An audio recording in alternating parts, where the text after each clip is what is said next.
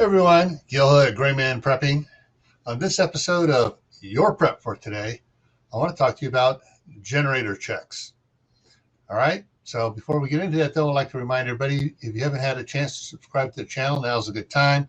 Go ahead and click that little red button down there that says subscribe, ring the bell, and hit the thumbs up, all right?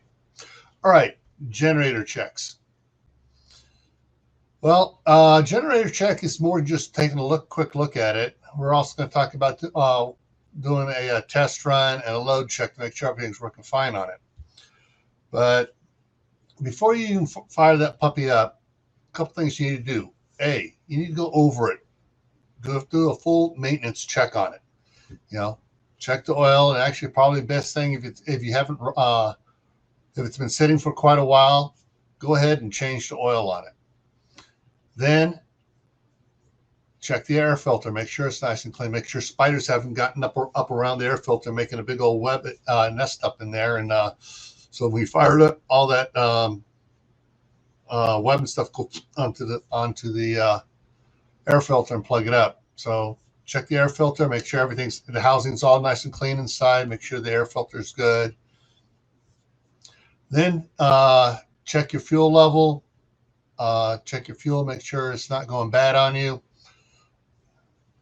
And then go ahead and once that's all taken care of, fire it up, make sure it starts up easily. If it doesn't, if you have problems, hey, you may need to check the spark plug. So you need to make sure it's actually going to run first time you try to start it up. If it's an electric start, you definitely want to make sure it starts up just by hitting the start button on it, not where it runs the battery down. You then have to crank it to try to get it to turn over.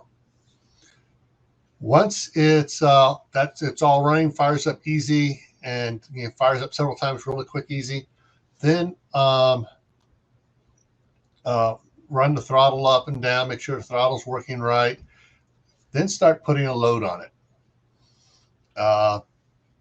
You start putting a couple of work lights on there, and then turning them on and see if make sure it picks up picks the speed up to compensate for the extra draw. Then get like a circular saw or something on there, fire it up, see if it picks up on that. So you want to make sure that the generator will handle the load capacity it's supposed to be handling.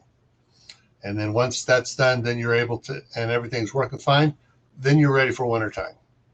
All right, but make sure that generator is able to support you during an emergency power outage. All righty? And as always, stay happy no matter what life throws at you. Stay safe. Don't do anything foolish.